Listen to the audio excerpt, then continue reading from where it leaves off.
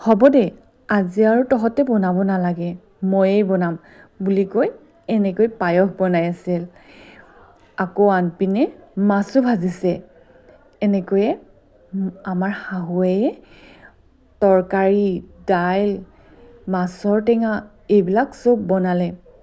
আমাৰ মাহঁতৰ ঘৰত আহি তেওঁ এনেকৈ কিয় বনাইছে জানেনে?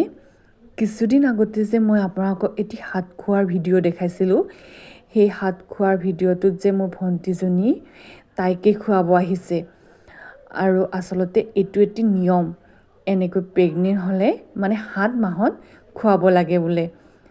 তাৰপিছত বৌহঁতো ল'ৰা ছোৱালীকেইটা লৈ আহি পালে। আমাৰ এখেত আচলতে ৰাতিপুৱাই আহিছিলে, বস্তুবিলাক দি থৈ আকৌ এতিয়া আহিছে।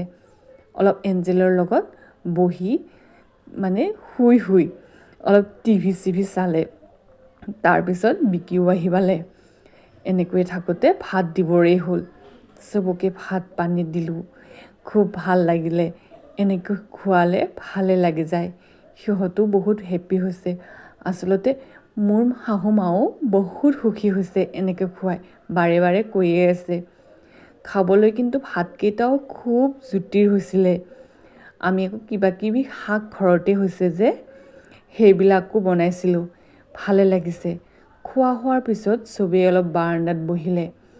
বাৰান্দাত বহি কথা চথা পাতি আচলতে এনেকৈ গোটেইবিলাক লগ হৈ এনেকৈ চাহ পানী খাই খুব ভাল লাগে জানেনে? এনেকৈ বহি থাকোঁতে অৱশ্যে ৰাতিয়েই হ'ল, আমাৰ তেওঁলোকৰ যাবৰেই হ'ল আৰু সেনেকৈয়ে গুচি গ'ল।